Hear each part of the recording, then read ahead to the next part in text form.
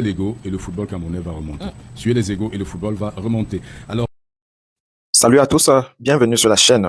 Georges Bimbe, journaliste à RSI, la radio qui appartient à Samuel Eto'o, répond à Chop Chop. Personne ne peut diriger les autres tant qu'il n'est pas capable de se diriger soi-même. Si tu es incapable de te diriger, comment est-ce que tu vas diriger les gens? Vous avez les gens incapables de se diriger. Et c'est ça qui fait tout, le désordre. Les problèmes d'ego que nous dénonçons, ça et là, c'est des problèmes d'autodiscipline. Un homme qui a un ego surdimensionné, c'est un homme qui n'est pas capable de se diriger, de se neutraliser, de se contrôler, dire « Oh, tais-toi, tu ne fais plus ci ». Et il n'y a personne qui peut l'aider que lui-même, malheureusement. La Fédération camerounaise de football a pris connaissance de la décision NDC 23312 rendue le 14 janvier par le jury disciplinaire de la Confédération africaine de football dans le cadre d'une procédure disciplinaire engagée à l'encontre de son président en lien avec les prétendus manquements survenus lors du match Maroc-Cameroun. La fédération relève que cette décision, ayant conduit à une suspension de 4 matchs assortie d'une amende de $20 000 américains, est dépourvu de toute motivation explicite. La FECAFOOT constate en outre que la procédure express aboutissant à cette décision soulève de sérieuses réserves au regard des exigences fondamentales d'un procès équitable. La fédération prend acte de la décision de son président d'exercer dans les délais et formes prescrits les voies de recours prévues par les textes applicables. La FECAFOOT réaffirme son soutien constant à son président et à son attachement au respect des principes gouvernant une justice disciplinaire crédible. Signé hier à Yaoundé, 14 janvier, du secrétaire général de FECAFOOT, Mandon Isaac Noé. Donc, voilà la position de la FECAFOOT qui reste quand même j'ai envie de dire mitigée. Bonne chance. Mitigée quand même. Tu as prononcé le mot l'ego. L'ego est l'ennemi du football camerounais aujourd'hui. C'est les égos. C'est dans l'ego on choisit d'écarter les gars qui pouvaient nous aider. Parce qu'on veut montrer qu'on est tout puissant, on n'a pas besoin de... Pourquoi est-ce qu'on a pu laisser un arrière droit comme Jackson Tchatchoua à la maison? C'est des questions que tout le monde pose, c'est pas moi. Tous les spécialistes ont posé, mais Jackson Tchatchoua, pour aller avec 4 gardiens et un seul arrière droit, c'est l'ego. Et nous ne sommes que victimes de nos propres turpitudes. En réalité, on pouvait éviter ça. Le Cameroun a du potentiel pour aller loin. Mais ce qui tue notre potentiel, une fois de plus, c'est l'ego. Il faut tuer l'ego dans le football camerounais. Et tout le monde, l'ego des deux côtés. Même les footballeurs doivent aussi taire leur ego. Et moi, je suis pas l'ego d'un côté. Il y a des footballeurs qui ont aussi un ego surdimensionné. Il faut leur dire, messieurs, stop. Quand vous venez en sélection, vous êtes là à la disposition de l'entraîneur. Vous faites le travail. Il n'y a pas un joueur au-dessus de l'autre. Quelle que soit votre surface salariale, vous êtes en sélection au même pied d'égalité. Et parce que l'ego, quand l'ego rentre en jeu, Jordan, ça décapite le potentiel de l'équipe. Et ça, je peux te le garantir, même dans 4 ans, on sera encore 2 fois plus nul si on ne tue pas ces problèmes d'ego, et chez les dirigeants, et chez certains joueurs aussi. Et qu'on arrête les décisions à tête chercheuse. On a dit discipline, oui, mais il faut qu'elle soit appliquée à tout le monde, pas à géométrie variable. Président, il faut dire que... Je dis bonne chance. On apporte tout le soutien au président. Moi, je pense qu'on devait plutôt faire profil bas, tirer des leçons. On aurait dû plutôt faire profil bas, tirer des leçons pour se corriger. Chaque fois qu'il y a un incident, où on est face à l'adversité, il n'y a que des leçons à tirer. Aller encore à l'affrontement ou rejeter ou critiquer, ça n'enlève rien sur les faits qui sont produits et qui ont conduit à cette condamnation de la Confédération. Y a-t-il eu des problèmes pendant ce match? Oui, tout le monde a vu. Y a-t-il eu des problèmes d'arbitrage? Oui, tout le monde a vu. Mais chercher absolument à sortir un communiqué pour laver l'honneur de son président, je pense qu'on aurait dû plutôt faire profil bas, prendre acte et corriger les choses la prochaine fois. Et la prochaine fois, montrer que oui, on a appris la leçon de ce qui s'est passé en Colombie pour la Coupe du Monde des féminine, voilà. Et ensuite, qu'on a compris ce truc-là, parce que vouloir aller toujours à l'affront, je crois que ça n'aide pas beaucoup. Dans les contestations, ça n'aide pas beaucoup. C'était pas de bon ton forcément. Voilà. Pas forcément en tout cas. Surtout que c'est une communication qui va plus ou moins à contre-pied de celle qui a été pendue au lendemain de la disqualification de l'élimination du Cameroun. La sortie du président de la fédération qui disait voilà saluer la qualité de l'organisation, dire que voilà il n'y a pas tant que ça eu des problèmes, on accepte voilà on fait pas de blanche. Mais dans cette communication par contre on va plus ou moins quand même à contre-pied de cette sortie de Samuel Eto'o il y a quelques jours qui elle se voulait à dire ok ça va. Je salue l'organisation, je salue la fédération marocaine pour une brillante organisation, la CAF également. C'est leur droit aussi de se défendre. C'est aussi leur droit de se défendre. peut-être qu'ils pourront avoir gain de cause devant. Les éléments vont être Joss apportés. Wedancy. On évoque un recours de fait, mais on prend déjà cause des 4 matchs de suspension Oui. et de l'amende de 20 000 $ américains. Beaucoup d'argent. Décidément, le président de la FECAFOOT a des problèmes avec Il y la a beaucoup de discipline. problèmes d'argent. Hein. Parce non, qu'après problème de cette Coupe du Monde, discipline. il avait été également frappé pour le même problème. Oui. de discipline. Et là, par la FIFA cette fois. Cette fois-ci, oui. J'aurais aimé que la FECAFOOT aussi contre-attaque cette décision de la FIFA. Rien n'est fait. Maintenant, c'est la CAF. La FECAFOOT promet d'utiliser tous les voies de recours, c'est ça ce que dit le communiqué ou... Oui, donc elle s'est dit déjà espérer qu'il y ait un procès équitable et elle soulève de sérieuses réserves au regard des exigences fondamentales d'un procès équitable. Ouais. Donc, c'est exactement ce qui est écrit. Donc la fédération prend acte de cette décision de son président, d'exercer dans les délais et formes prescrits les voies de recours prévues par les textes applicables. Alors Est-ce que les 20 dites-moi, 000 $ ne sont pas les voies de recours, espérons-le, qu'elle sera entendue la FECAFOOT. Alors, selon vous, Voilà. ah ouais, c'est ça qui fait la marque de vrai leader. Hein. Quand vous voyez une équipe en souffrance, comprenez qu'il y a un problème dans son leadership. Nous venons d'évoquer le cas du football camerounais et nous avons été unanimes autour de cette table, un peu comme un peu partout au Cameroun, que le problème dont souffre notre football, c'est le problème d'autodiscipline dans son staff management. On a parlé de l'ego. L'ego est un handicap à l'autodiscipline aussi.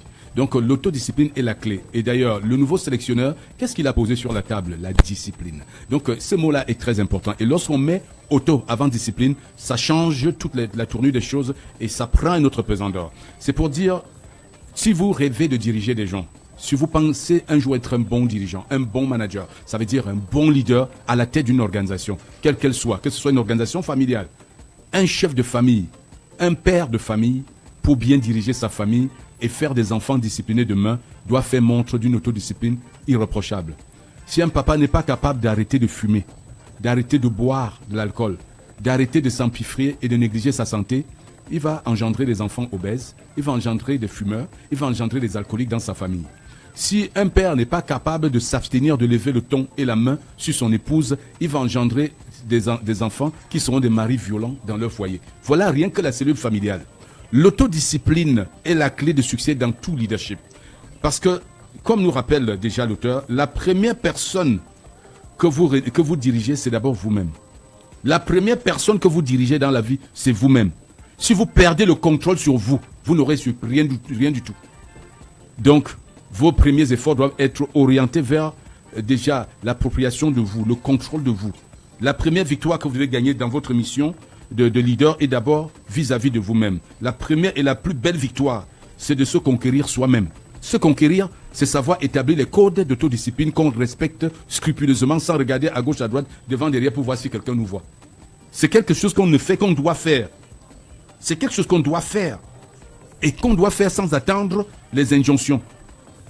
Quand la discipline est basée sur la peur du gendarme, ce n'est plus la discipline, ce n'est pas de l'autodiscipline. C'est la force des lois qui est bonne. Ce n'est pas la discipline. Un homme discipliné n'a pas besoin d'un gendarme pour se montrer discipliné. Et un leader qui n'est pas capable d'autodiscipline ne peut pas inculquer des bonnes habitudes à ses suiveurs. Et ça, l'autodiscipline est quelque chose qui se cultive tous les jours. Même si vous n'avez jamais flirté avec l'autodiscipline, vous pouvez apprendre à devenir autodiscipliné. C'est l'autodiscipline qui te permet de sortir de l'obésité. Toi qui as pris trop de poids, toi qui as mangé et toi qui allais à l'hôpital, on t'a dit si tu n'arrêtes pas le sel, si tu n'arrêtes pas de manger gras, si tu n'arrêtes pas ceci, tu vas mourir dans 1 ou 2 ans.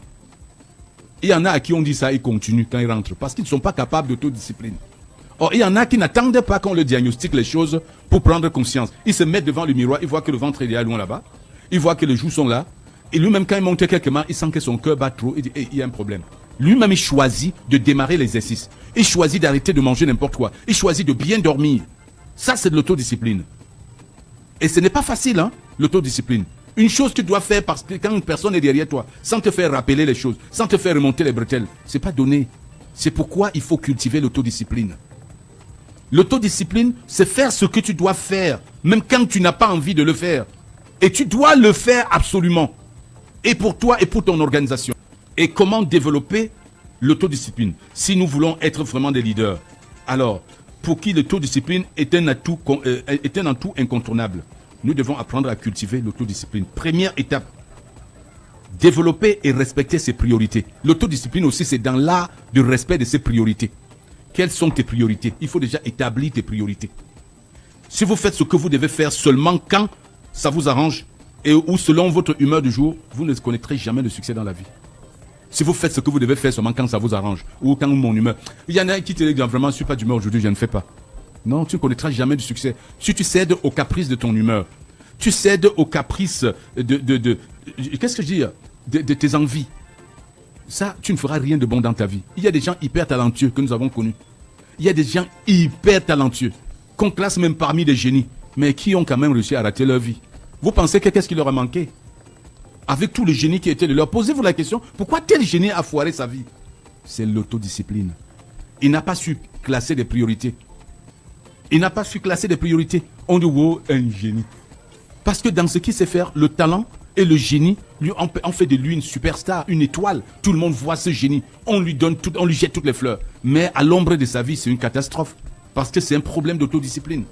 Il y a de cela quelques temps, chacun donnait sa version, chaque ministre donnait sa version. Ouais. Ça ne dérangeait personne. Ouais. Je pense que jusque-là, il peut se lever et dire, à ce niveau-ci, on arrête. À ce niveau-ci, voici la solution qu'on doit appliquer. Et tout le monde applique. Ce qui est celui-ci donne une directive, tout le monde va appliquer. C'est la même chose qu'on voit, si on doit parler de ça, c'est la même chose qu'on voit avec notre football. On voit ici à gauche, ici à droite, et les deux répondent au même nom. On se demande, mais qu'est-ce que le nom là donc fait de la situation? On ne sait pas. Regarde le désordre dans notre foot. On est aujourd'hui amené à compter sur un voisin pour taper celui qui nous a tapé. Regardez. Ça permet de glisser pour tomber sur le foot et sortir un peu de cette actualité douloureuse. Et tu as bien fait de faire le parallèle avec notre football. Regardez ce qui se passe dans un pays. Un ministre qui demande la solidarité gouvernementale pour mettre fin à une situation. Il est ignoré par son collègue qui va plutôt encourager ce que lui, il décourage. Et les trois répondent au même nom. Et les trois répondent au même nom. Et chacun dit prendre ses informations, ses instructions en très haut lieu. Et dans le très haut lieu, chacun a sa porte et son couloir. Vous voyez, c'est tout un désordre. Et regardez notre football, dans l'état dans lequel il se trouve. Le président de la fédération camerounaise, sanctionné par la CAF. Et oui, il va payer une amende encore. De 20 000 dollars. Oui, Samuel Eto'o, il va payer une amende de 20 000 dollars.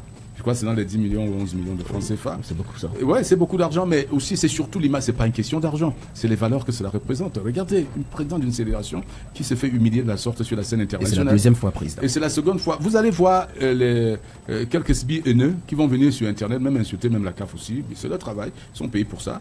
Alors, vous comprenez qu'on est tombé trop bas dans notre pays. Si on n'arrive pas à mettre fin à cela, il ne faut pas s'attendre à une amélioration sur n'importe quel plan que ce soit. On a parlé football, regardez, j'ai vu beaucoup de Camerounais qui comptaient sur le Nigeria. Non, le Nigeria corrige les... et ils ont très mal dormi. Moi, je comptais sur le Nigeria. Ouais, ils ont très mal dormi.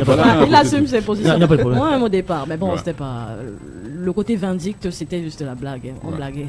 Mais sur le plan du jeu, le Maroc, effectivement, a démontré que, outre l'arbitrage, ils avaient du jeu à pourvoir. Nous, on a pointé l'arbitrage et Donc, voilà qu'on a bu la honte encore hier On soir. a vu. Celui qu'on comptait nous aider à taper, à prouver que c'est l'arbitre qui a joué à la place de notre adversaire. Celui qui était trop fort nous a montré que Oga a dit que vraiment, les gars là sont trop forts. On comptait sur Oga pour nous aider hier soir. Oga a compris que le gars là était plus fort que nous. Il n'a pas donné. Voilà. Et ce comme ça, on ne peut pas gagner une compétition sans la préparer. On ne peut pas gagner une compétition en transportant nos problèmes dans la compétition.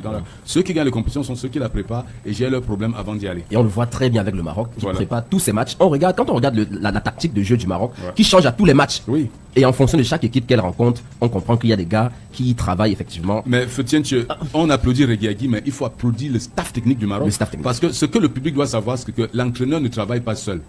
Il y a un poste clé dans le staff technique des sélections et même dans des équipes de foot, celui de l'analyste vidéo. Voilà le nœud d'une équipe technique. L'analyste vidéo. En 2017, si nous avons gagné au Gabon, c'est dû au fait que Tombi Aroko s'est confié à un agent de joueur qui a de l'entre-gens, qui a fait venir, grâce à ses rapports avec Basile Bouli et Pape Diouf, il a obtenu que Marseille prête son analyse vidéo à l'équipe du Cameroun pendant la compétition. Et c'est l'analyse vidéo de l'Olympique de Marseille qui a aidé le staff du Cameroun, le staff de Hugo Bross, à faire ce boulot. L'analyse vidéo est l'élément clé. Et vous comprenez que celui de Maroc est vraiment compétent. Parce que lui décrypte, son travail c'est quoi? Décrypter le jeu de l'adversaire. Ressortir les forces de chaque joueur. Ressortir les forces. Chacun doit nous dire quelles seraient les meilleures voies pour mettre le football camerounais à l'orbite, pour donner au football camerounais vraiment sa vraie grandeur. Parce que là, on a vu une histoire avec des jeunes qui ont montré qu'ils avaient quelque chose dans le ventre, quelque chose à donner, mais qui malheureusement l'euphorie n'a pas permis, n'a pas duré très longtemps. Président,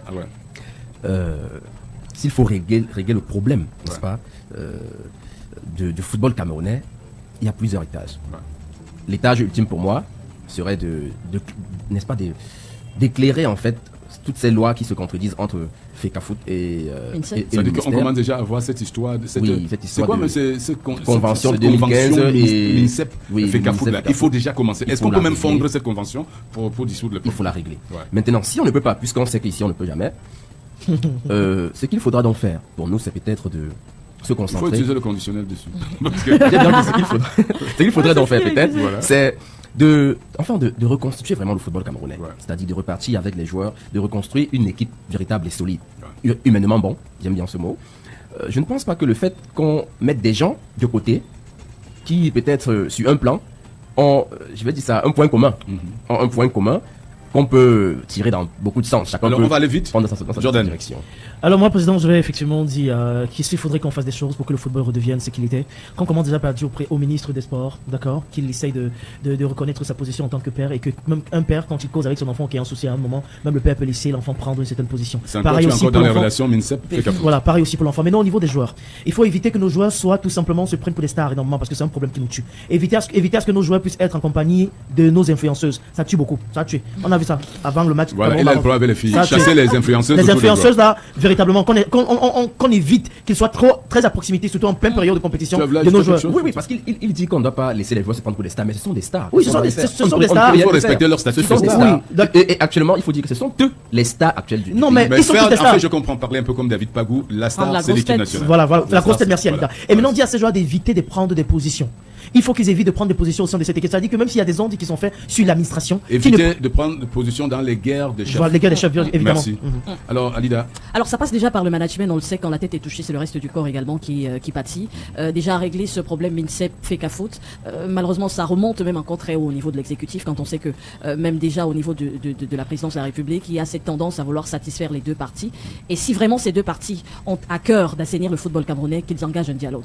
Et que chacun sache respecter sa position, ou du moins trouver un terrain d'entente à chaque fois pour que finalement ce soit le football camerounais qui prime. Voilà. Ça c'est déjà pour l'instance managériale. Maintenant au sein de la tanière, on le sait, il y a toujours eu des guerres d'ego. Ça va des personnalités des uns et des autres. Mais effectivement en cela je rejoins Jordan que de dire les jeunes ils sont là pour jouer leur carrière. On a vu au combien certains de ces jeunes aujourd'hui ont attiré l'attention de grands clubs européens. Donc il est à cœur et à tête que c'est d'abord leur carrière qu'ils jouent et que on a beau le dire que ce n'est qu'un jeu. Le football aujourd'hui au Cameroun ce n'est pas qu'un jeu. Voilà. On joue avec le mental, on joue même avec un facteur de cohésion sociale. on joue aussi avec les On organes. joue des avec nos Camerounais. organes.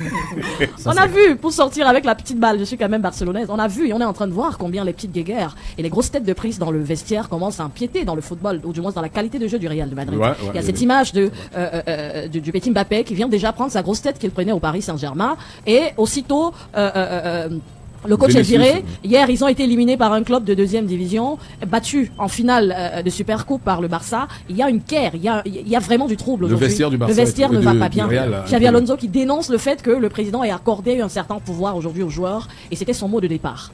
Donc, les égos, il y en a, mais la hiérarchie doit toujours savoir taper du poing Merci sur la table. Marie-Alida. Et moi, je résume tout cela en disant Salut à tous, bienvenue sur la chaîne. Georges Bimbe, journaliste à RSI, la radio qui appartient à Samuel Eto'o, répond à Chop Chop. Il est peut-être temps et même urgent que chacun dans ce pays apprenne à rester à sa place. On ne peut pas être spécialiste de tout, encore moins donneur de leçons universelles.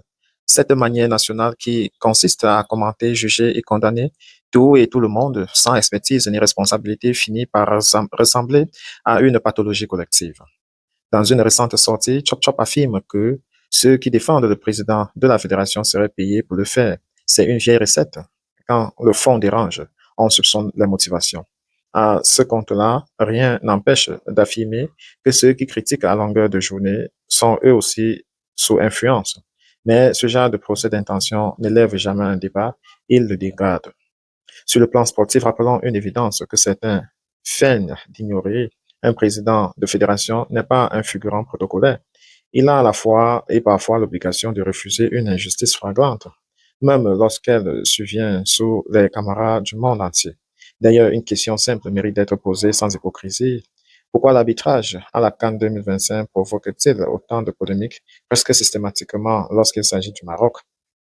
Ensuite, ramener la réaction de Samuel Eto'o à une affaire de bonne éducation relève de la paresse intellectuelle.